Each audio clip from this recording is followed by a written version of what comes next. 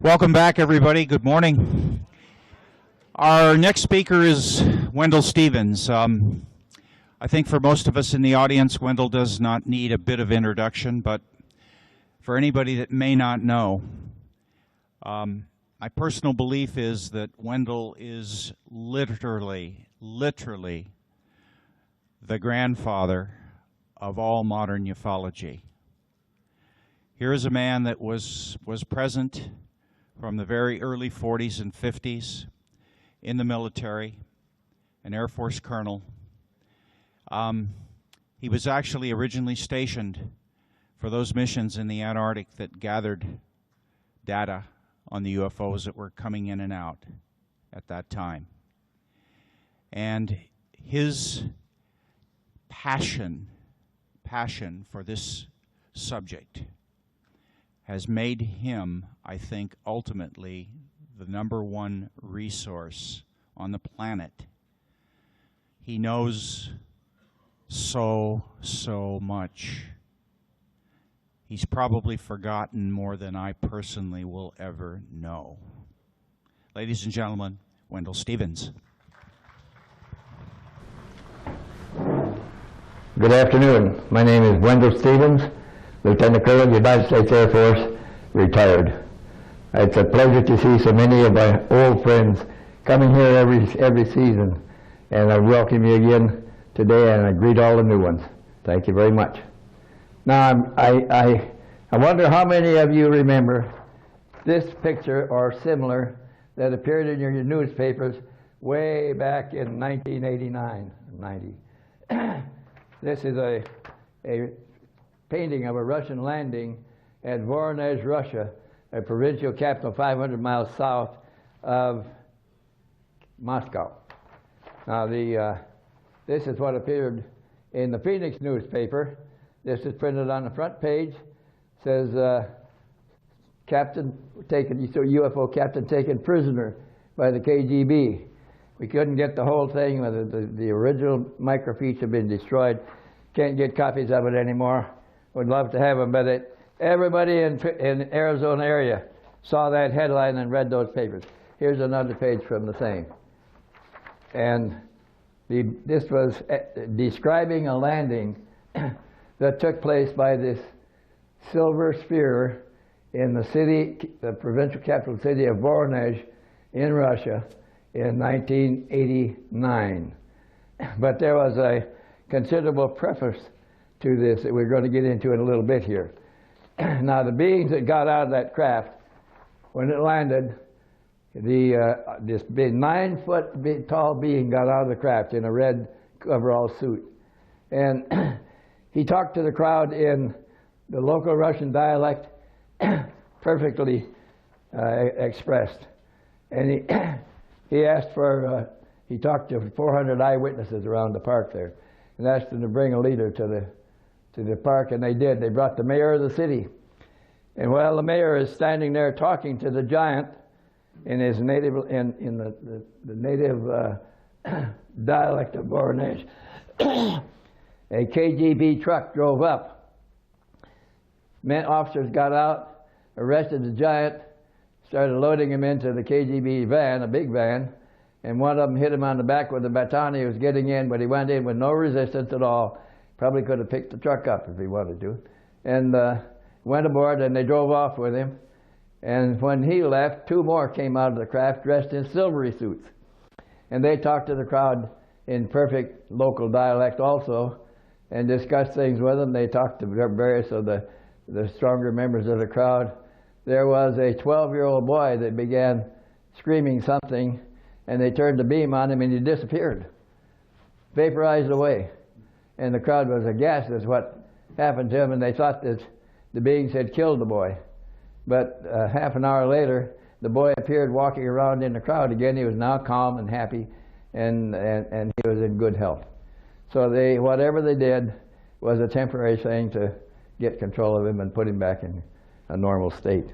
So this was caused a big upset, and the reason it got in newspapers all over the world was because there were approaches. 6 days in advance, there were approaches on the city of Voronezh by the same craft that came in from at the same altitude, the same directions. For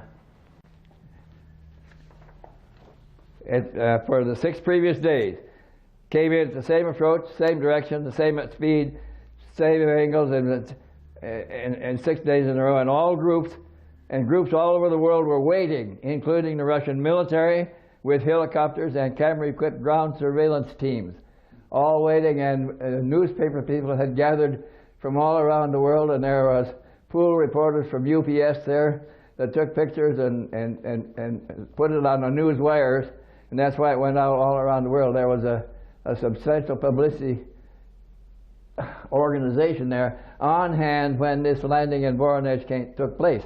So we have to wonder if it was staged for a particular reason or not. On this 7th day, the approach continued, and the pulsating ball of plasma light dimmed down to a silvery metallic sphere about 30 meters in diameter and landed in the Central Park in the middle of Voronezh before the astonished gaze of over 400 eyewitnesses. A seam opened up around the port in the side of the big craft, and a ramp slowly descended to the ground. The ramp had ridges across the surface, and a giant human being some 3 meters tall, that's 9 feet tall, and a meter across the chest, came down the steps in a red coverall, one-piece suit, and addressed a crowd of onlookers in perfect local Russian. He asked to speak to leaders, and the mayor of the city was blowing up the artist's sketch of the alien being. Here he is again, the big guy, 9 feet tall. And if you'll notice, he has a third eye, physical eye, in the center of his forehead, in addition to the other 2.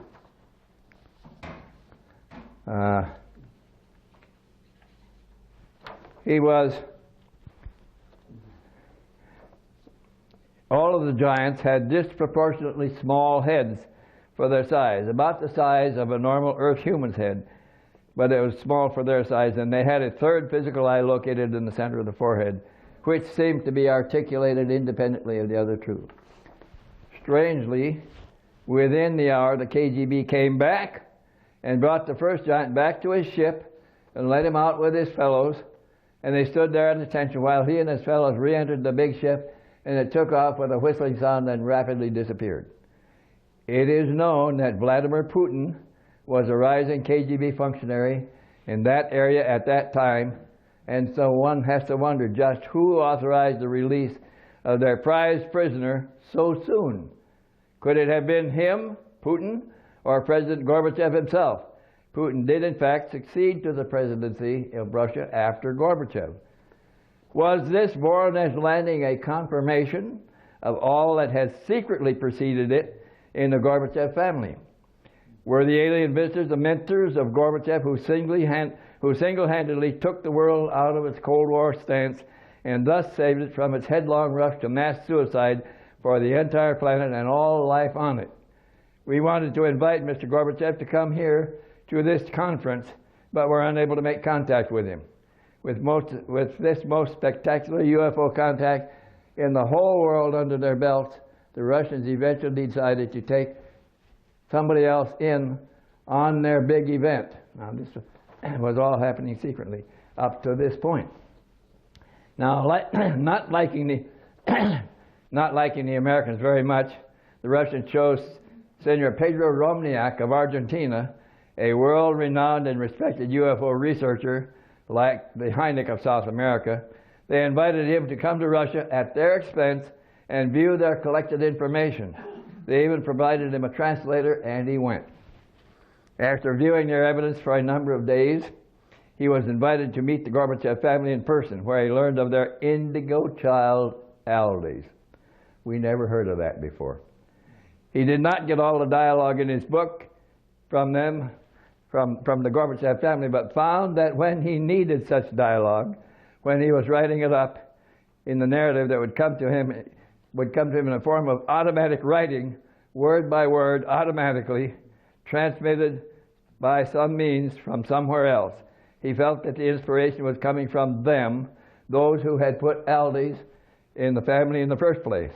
It was a remarkable story, and actually a demonstration of the concern that other levels of consciousness have for us and the survival of our planet as a living being. We really should pay more attention to such things when they come about. This, then, is the narrative that General Pedro Romniak published in his book, Aldes. Now, when I was down there 2 years ago in 1990, in September I think it was, I visited Pedro again. He was a man about my age. He was 86, I was 86 at the time. We both began investigating UFOs about 60 years ago. He was a pilot in the Argentine Army Air Force down there when I was a pilot in our Army Air Force up here. We grew up with similar careers. He had best become the head of their Argentine Aeronautics Association. I didn't become head of ours, but I continued in our military service, as he did too.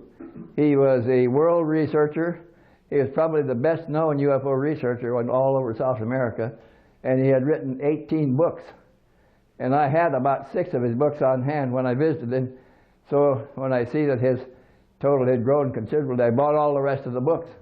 And when I got home, I read them one by one, leaving the book titled Aldes last, because it was not a very impressive title and didn't say a whole lot about UFOs, but it did have a picture on the cover.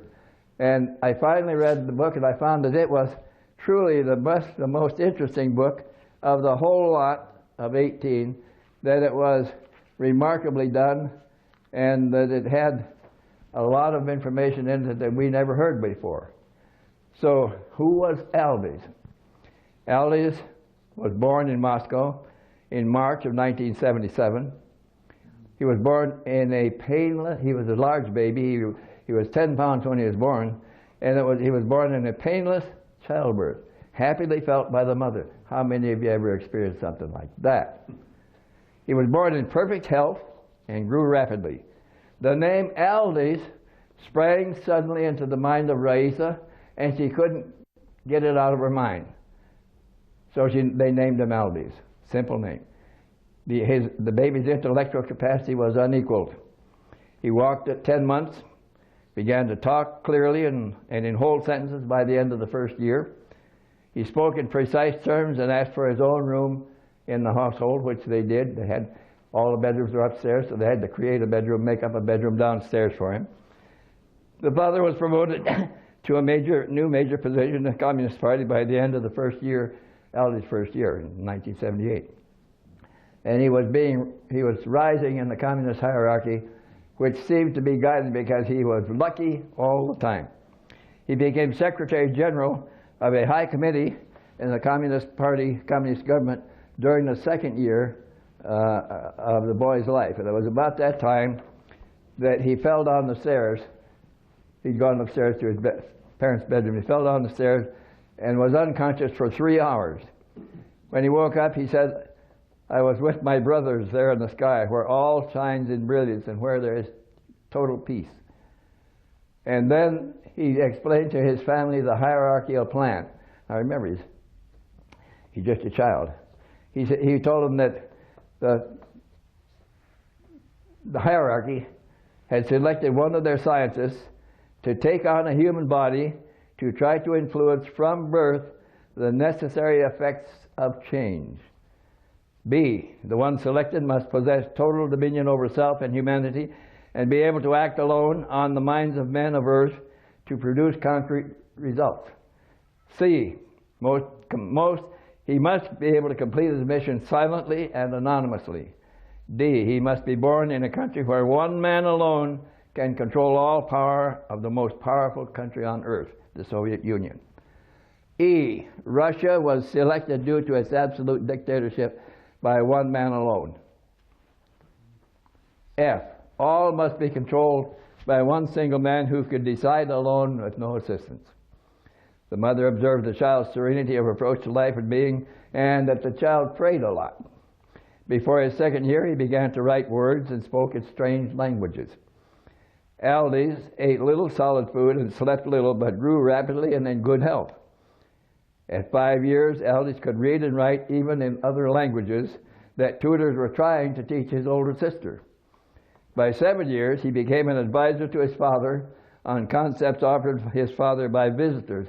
party functionaries who came to his house, such that on more than one occasion the boy strangely assisted the group in meetings in the home. He learned other different languages in 1 year. At 8 years old, Aldous dreamed that his father would be in an airplane accident the next day.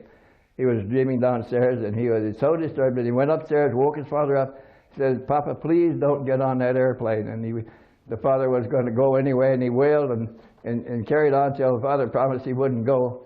And the next morning when he got up, he canceled the flight. And the next day, after that afternoon, that flight crashed in central Russia and killed all aboard. At 8 years, he also spoke Russian perfectly, and German and English as well. At 9, he looked like a boy of 12. For his 10th birthday, Aldous' father and mother took him to the leader's retreat in foliated mid-Siberia.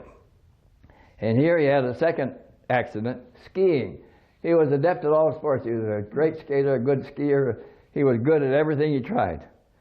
On the third day after the retreat, skiing, he struck a tree on the ski slope and was injured, and was lost for a time when he had fallen over a cliff into a narrow ravine and got covered with snow and was out of sight. Dictator Andropov died in March of 1985. Gorbachev at that time was a leading advisor for Andropov, and Andropov was actually grooming Gorbachev to take his place as the Secretary General of the Communist Party. This was when Aldous was 11 years old, nearly 12. And he was now fluent in 4 languages, and he could also read all minds and influence thinking. So Andropov was grooming Gorbachev to take his place, and then Andropov died, and suddenly he was passed over by the Supreme Soviet, and they elected an old guard member, Chernenyenko.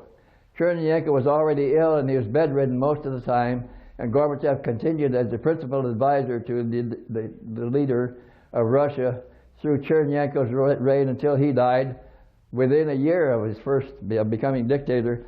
And the Supreme Soviet was rushed into session to get a new leader immediately, and they elected Premier Mikhail Gorbachev to be premier and Secretary General of the Communist Party.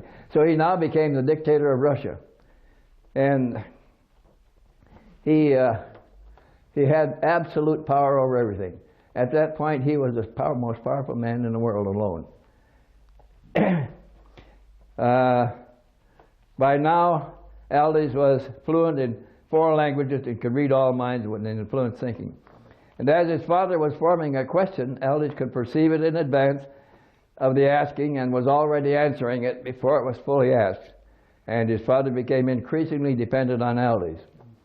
Aldous explained reincarnation to his parents many times. Now that's interesting, a child explaining reincarnation to his parents, but they accepted it. Mikhail Gorbachev was elected supreme leader in early March of 1985. Early in 1985, and just before March of 1985, and a few weeks after election, he decided to take a break to the leader's retreat in mid-Siberia.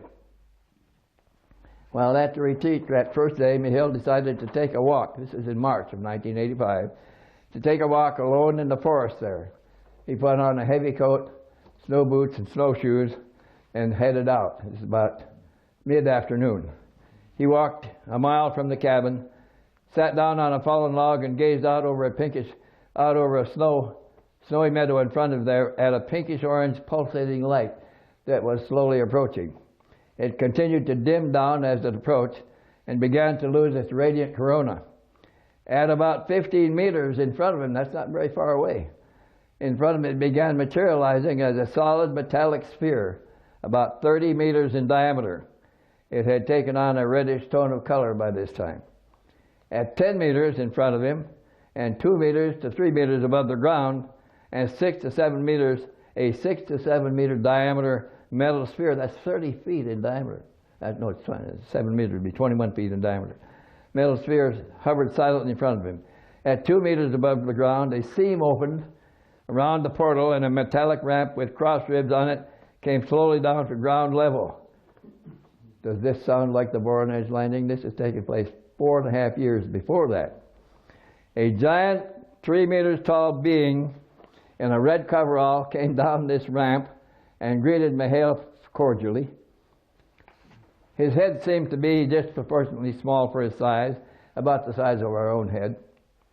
He had a third physical eye in the middle of his forehead. The head was bald, completely bald, with no hair, and he looked friendly. He wore high gold boots and a wide belt with buttons and dials, and wore a gold circle with a blue triangle on it on his breast. Now, the painting done at Voronezh also shows the gold circle with the blue triangle in it on the breast of the big being. The big being spoke in a soft voice, "Brother, we come in peace, so that you do not destroy yourselves again, as you did before some 25,000 years ago. Brother, you who are the highest in this nation now, the largest and greatest of all, now have the privilege of becoming the missionary of truth, of light, of peace, of order, and all that is awaited by the entire world. Your son Aldis is our brother, who was placed at your side by the highest to redeem the humanity of your time." During the government of Chernenko in 1984, Gorbachev controlled the Soviet destiny as chief advisor. And before the death of the title holder on 13 March 1985, he was occupying that position. Because the Chernenko was bedridden most of the time and the country was being run by advisors, the Supreme Soviet was rushed into session to get a new dictator immediately. And it so happened that 3 potential contenders for the title alongside of Gorbachev were all out of the country at the time, and Gorbachev was immediately elected by the Politburo to become the new dictator of Russia. Secretary General of the Communist Party and new leader, the youngest of all the leaders in the line. 3 possible contenders were out of the country during the assembly. The new visitors who had said that they came from the Star Alcyon and the Pleiades had pointed out the fallacies in the Soviet system of repression and iron control, and had advocated more freedom for the 15 constituent countries that made up the Soviet Union, to allow liberty for freedom and cooperation. They had shown him how government should be more transparent and less repressive of its peoples. Now, the interesting part of this is these are the same discussions that were being advocated and carried out by the son Aldis with his father. Whenever he could engage him in conversation, he pointed out the fallacies of the Soviet dictator system, that the repression was keeping Russia from progressing and arguing for the freedoms of the peoples. And this was a continuing discussion between Aldis and his father. But it was Aldis was espousing the plan advocated by the superiors that put him in the family in the first place, and preparing Gorbachev with the ideas. Gorbachev came back from that trip, and shortly after that instituted perestroika and glasnost, carrying out the wishes of the big visitor. That took place in March of 1985. And remember, if you look back in your history, that's what, shortly after that, within 3 months after, that's when perestroika and glasnost were advocated by Gorbachev. Perestroika was a structural reform, creating a new military or multi-party system and more autonomy for the constituent republics. There are 16 republics that make up the Soviet Union. It restored individual freedoms and rights, and also the rights to religions of one's choice. Also restored property rights to the people that lost it to the old communist government. Glasnost was a change of voice which changed internal procedures, creating more transparency in government. It set up a new multi-party system and provided for free elections. Now they're approaching democracy. And a new democratic president has now taken over. Gorbachev himself was freely elected to be the new president of the Soviet Union when they held their first elections. The first bloodless change in power in a very long time. A new president was elected after him, and the power changed hands again in another bloodless exchange for the first time in many years, thus demonstrating Mr. Gorbachev's own indifference to wealth and power. No other man in the whole world could have done what he did by himself alone, where he personally took us out of the Cold War and saved the world from its own headlong rush to mass suicide. We are not safe yet, but we are on our way, thanks to this one man. If there is ever a world medal, it should be given to Mikhail Gorbachev, who works quietly now to keep us on track and on our way out of danger. No other person in his whole world could have done this. Aldous told his mother that his ancestral father, 25,000 years ago, was Atlas, who ruled Atlantis for 500 years. Remember, the main stars, 7 main stars of the Pleiades, are named after the 7 daughters of Atlas. He also, these would be sisters of Aldous. He also told his mother that he was 250,000 years more advanced than her or Gorbachev, and that both Mikhail and Raisa were more ancient and evolved than their brother terrestrial human beings, who are also reliving an honorable mission, very difficult, but one which Mikhail will complete successfully. Mikhail and Raisa are both old souls and are from other worlds, he was told, much older and more evolved than this one. Mikhail is already prepared and activated for his new role in world affairs. And then came this mind blower. Aldous, in his discussions, that time came when, after the 3rd or 4th visit to the leaders' retreat in mid-Siberia, Gorbachev was overwhelmed with problems and everything, and he wanted to take a break from it. Aldous begged to go back to the ski slopes where he was injured before. So they went back there, and it was there he went for a walk with his father. His mother had fallen asleep. It was early in the morning, like 2 or 3 o'clock in the morning, when he asked his father to go for a walk with him. And they walked out into the cold morning. And there, at that time, Aldous explained to his father who he was, where he came from, who his superiors were, why they put him in the family, and that his mission was essentially completed, and that he would leave soon. He's not even 16 years old yet. So he discussed what had already happened with his father and reaffirmed the father's decisions, and that he was on the right track, and that it was according to plan, and that he had finished his mission in the family, and that he would return to Alcyone. So they hugged, said goodbye, went back to the house, and they returned to Moscow the following day. The helicopters came and picked them up. Now, the next morning after that, Aldous persuaded his mother, talked to his mother, and wanted to go back to the ski slopes again. He's already said goodbye to his father, and when they get back, he's loaded with affairs, and he's away from the house all day long and most of the evening, catching up with business again. And so the father agreed to send the helicopters and the mother and the boy back to the retreat for a couple more days. 3 days is what they decided on. So when the next morning, the helicopters took Rice and Aldous back to the retreat. They asked the caretakers to leave them alone for the 3 days, and to take the helicopters back to Moscow.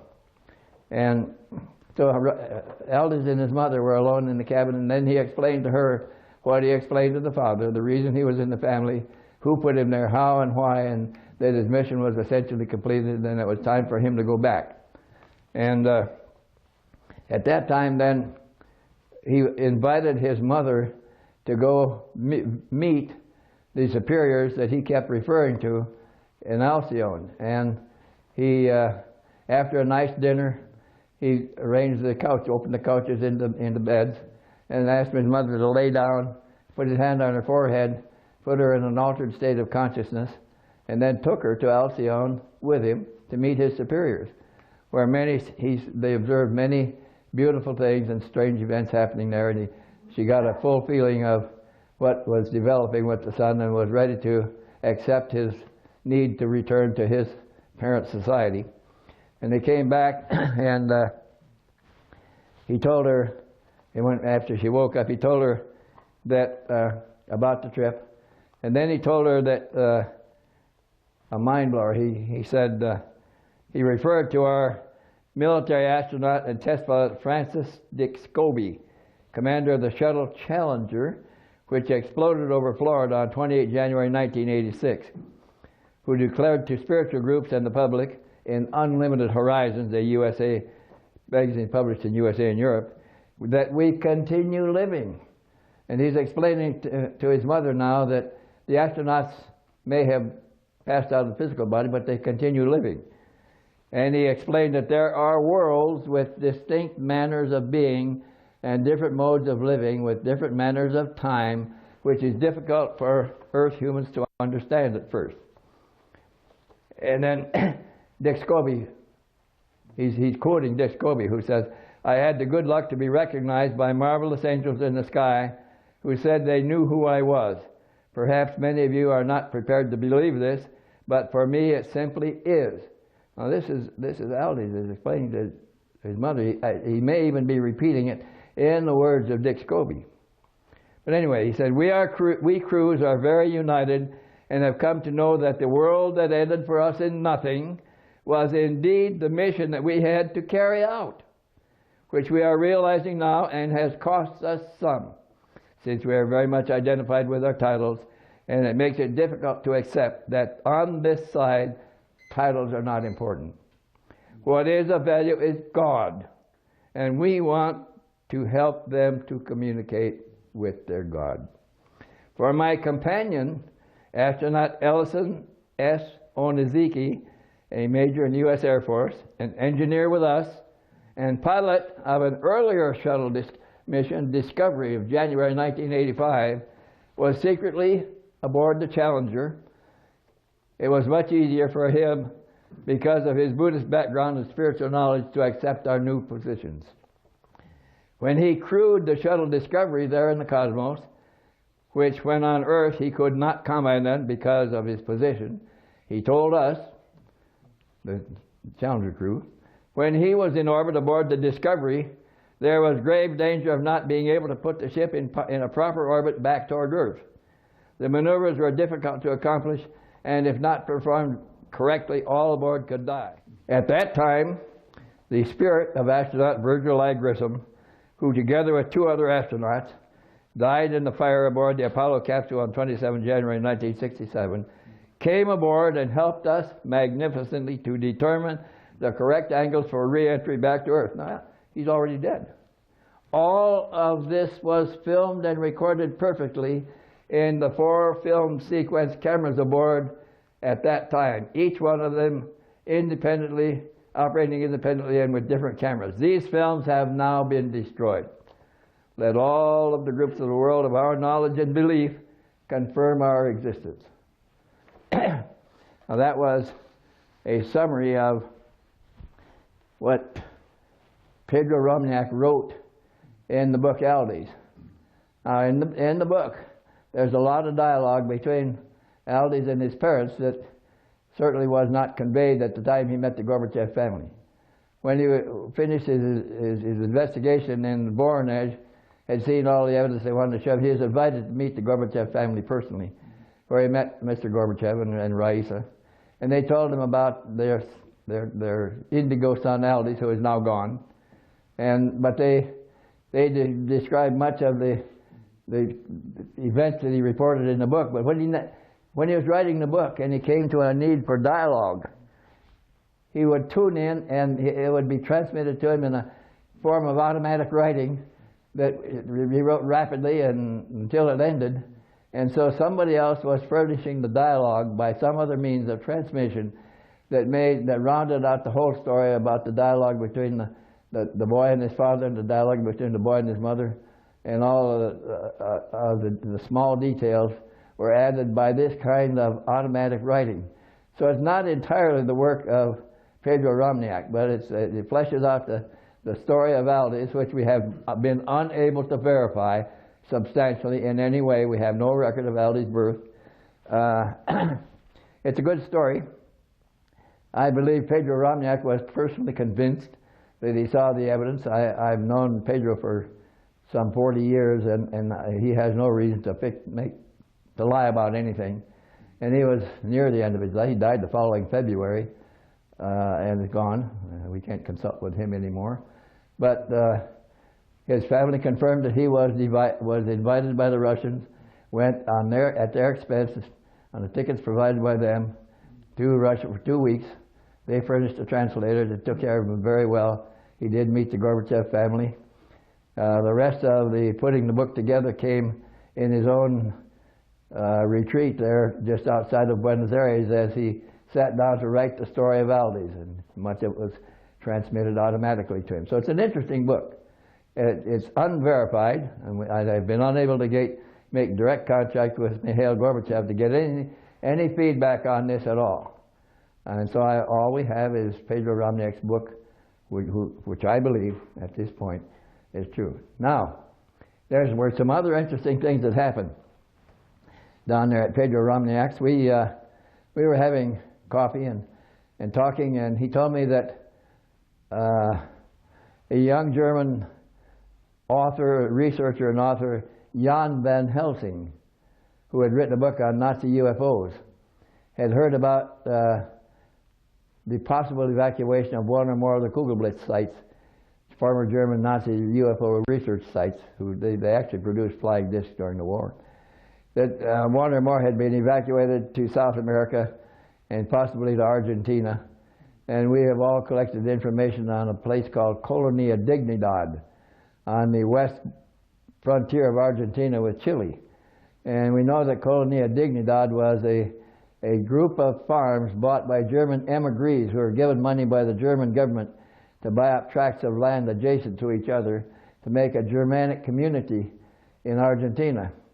And this happens to be the area where the giant caverns exist in the Andes Mountains down there that run for miles. So big it can push a railroad car down the cavern. And Lee and I have been in those. We've seen them. We know that they're there.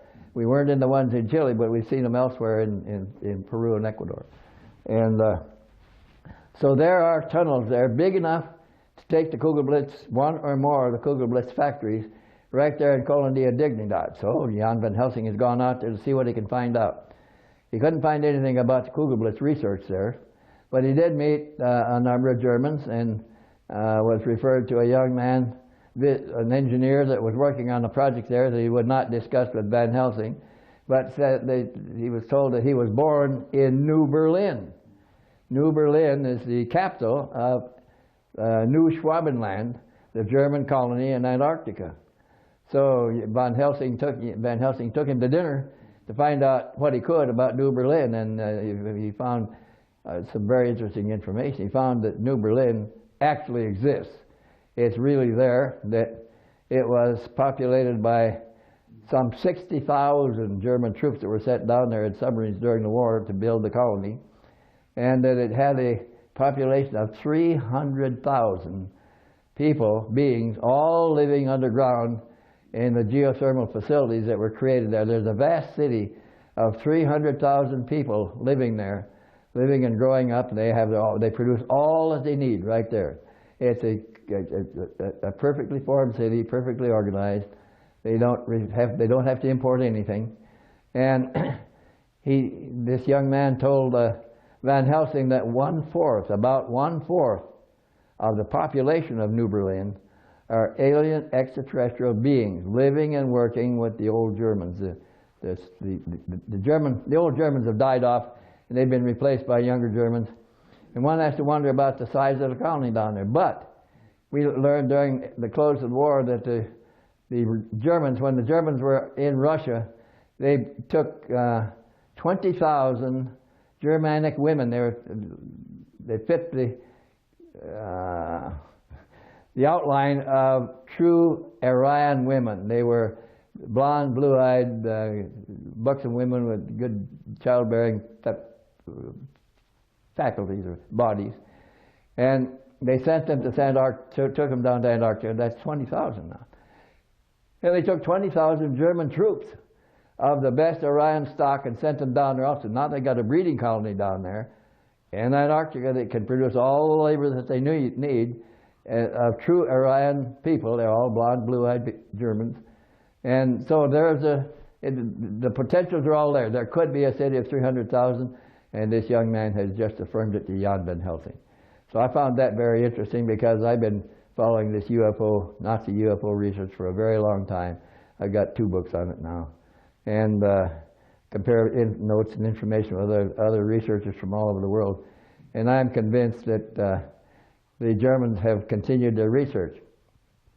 But a kind of an aside from that, when I was in Alaska, way back in 1947, where my research began, and I was supervising a team of highly classified civilian laborers that were installing special equipment aboard the SAC B-29s that were flying their target profile missions on Russia.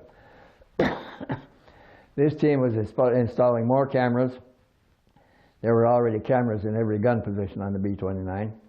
And they were installing more cameras, including more 16mm cameras. There were handheld cameras, 35mm cameras. There were 4x5 press cameras. There was even a K-20, a Fairchild K-20 camera that took a picture on an 8" by 10" negative. All put aboard the B-29s along with surge detection equipment in the electrical systems. There were 5 electrical systems aboard the B-29.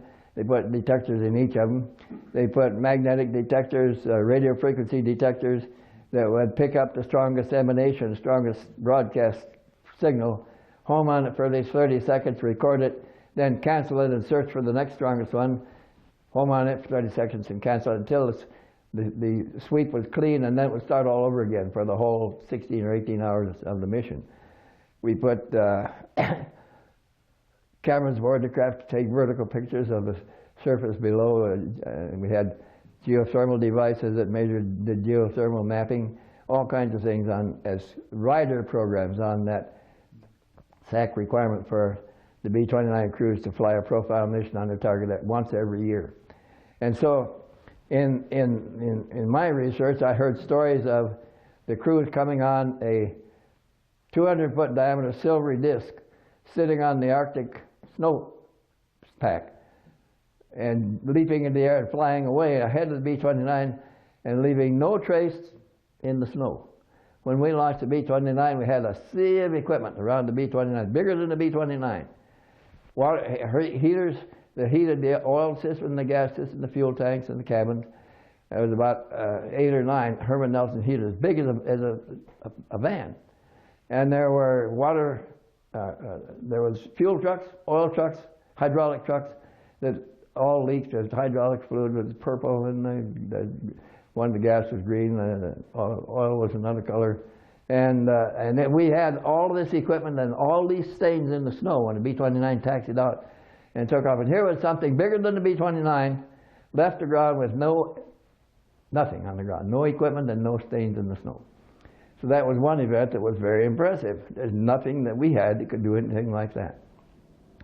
Another crew reported coming on a silvery disc about 200 feet diameter sitting in the open Arctic Sea that submerged and disappeared as they approached and didn't come back out again. Another time they came on one that leaped into the air and flew away at high speed ahead of the B-29. So all of this was really exotic, and I was convinced that it was truly extraterrestrial because the Earth didn't have anything like this. But when I got into my Nazi UFO research, it turns out that the Germans had been working on their DISC program, the Vril and Haunebu programs, since before World War II. And that by the middle of the war, they had operational Haunebu 2s that were over 100 foot in diameter. And they were trying to wash one time with a hose that was under power, and they noticed that the water didn't hit the surface, bounced off. So they decided to try to land it in a big freshwater lake in central Austria. And when they landed, it settled into the lake and settled in the water, and the ship didn't wet. The water stood off from the ship in a force field of some kind. So the craft is now underwater flying like it flies in the air, but it was flying faster underwater than anything can travel underwater because it's developing no friction. And so now, with hindsight, I can see that my superiors who kept insisting that those are not extraterrestrials, and I kept saying they're insisting that there's some new technological development. I think that they already knew that when the Russians were advancing on Germany, driving the Germans home, and the Germans were desperately trying to evacuate their best technologies, and by the time the Germans were reversed and being driven home by the Russians, by that time the Germans had 9 Kugelblitz research facilities, all operational in Germany, and doing well. And they had 6 or 7 operational Haunebu 2 discs that could fly. And they decided in their strategy sessions over how to end the war, they decided to send a top-level emissary to try to negotiate an armistice. They sent Rudolf Hess to England. He was the #1 Nazi behind Hitler. And then they decided, as an alternate backup, they would send another top-ranking Nazi officer to South America to begin organizing the Fourth Reich. That was Martin Bormann, and he left South America. They decided on a third strategy session was to decentralize German industry, the bigger German industries, to South American capitals to produce an economic base for the new Fourth Reich. And the fourth was to dismantle the Kugelblitz, the best research facilities they had, and take them out of the country so they wouldn't fall into Allied hands, and they started dismantling and removing the Kugelblitz bases. They successfully carried 7 of them away. We never found a trace of them. The 8th one was in the process of being moved away when our troops arrived, and the Germans simply destroyed it and plowed it under, bulldozed it under. The 9th one was captured by the Russians intact. They were moving so fast that they captured the northern one, most northern one near the Russian border, intact, with work in progress, all the scientists and engineers there, and all the workers and their families there, and they carried the whole thing, workers and families, engineers and scientists, work in progress, machinery, everything from their cave installations there up into northern Siberia to the Taimyr Peninsula, which is above the tree line in northern Siberia, and put them all back underground in big underground facilities. So they were doing this from the end of World War II up until the time we were experiencing these events over the Arctic in north of Alaska in 1947. So now, with hindsight, I am prepared to accept the possibility that what we were seeing and photographing in the Arctic at that time could have been Russian developments of the Nazi disc program that from the facility that was taken north into Siberia at the end of the war. And so these are remarkable stories, but we believe that that is in full operation, that the Russians are building operational discs from that technology now, and that the Nazis successfully evacuated the rest of the facilities except for the one, and they're someplace in South America. Researching the Nazi Kugelblitz programs, I had a number of correspondents I was working with in England, and a Polish man who had been writing me about the Kugelblitz programs in Poland told me that his father worked, or his father's brother worked in one of the Kugelblitz factories, and told him this story, that on one of our carpet bombing raids, and one of the big ones had 800 bombers in the air, all in one bombing mission, and it could have been either the ball bearing plants or the Plosti oil fields, I don't remember which. But he said that night, with 800 bombers in the air, all of the German fighters that made approaches on that formation were shot down because the bombers were aligned in such a way that every inch of space around the formation was covered by somebody's gun. But in order to do that, they had to fly wingtip to wingtip and nose to tail to get full coverage. So they were flying that kind of a formation, and they shot down all the attacking airplanes, except they lost 200 of the bomber fleet, 1/4 of the bomber fleet. In one night, over 3,000 crews, all killed in one night. So when the surviving airplanes got back, the crews were all separated and interviewed separately to find out what the hell could have happened. We shot down all the airplanes and lost 1/4 of the fleet. And they found that a number of the crewmen reported seeing big explosions in the sky, and sometimes some of them reported the silhouette of a disc at an angle silhouetted in the explosion. And this was one clue. Another one was that engines would lose power, and because of the tight formation they were flying, if an engine misfired, that airplane would back into the one behind it, who would back into the one behind that, or if they turned out either way, they hit airplanes on the side. So there were collisions in the formation all over the place as a result of losing power. So that a Polish engineer told me that there were 9 Kugelblitz, 9 Haunebu 2s available that night. The Germans used 6 on the formation, attacking the formation. They didn't have any weapons. They had two devices aboard. One was called a Motorstoffel, which is nothing more than an electromagnetic beam that interrupts ignition circuits.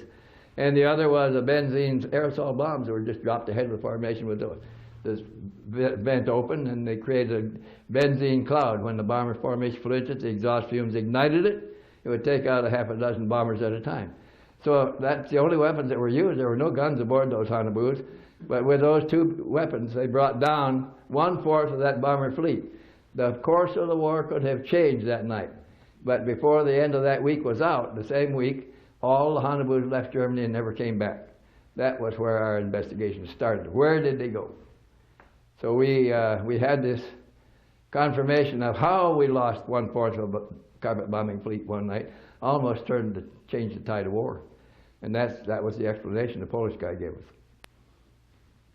Thank you very much. So we find this all to be remarkable information. There's not a whole lot we can do about it, but it serves as a confirmation for a lot of other similar information that's developing now that tends to reinforce what I just told you. And so with that, I guess I'll have to bid you goodbye and tell you that the reason I am doing this by tape is because I am a little short of breath at this time because I'm about with pneumonia about 6 months ago, and I have to take oxygen a lot of the time, and I got to get on some in a little bit here. So I wish you a very interesting and successful visit to our facility here, and thank you very much, folks. Goodbye.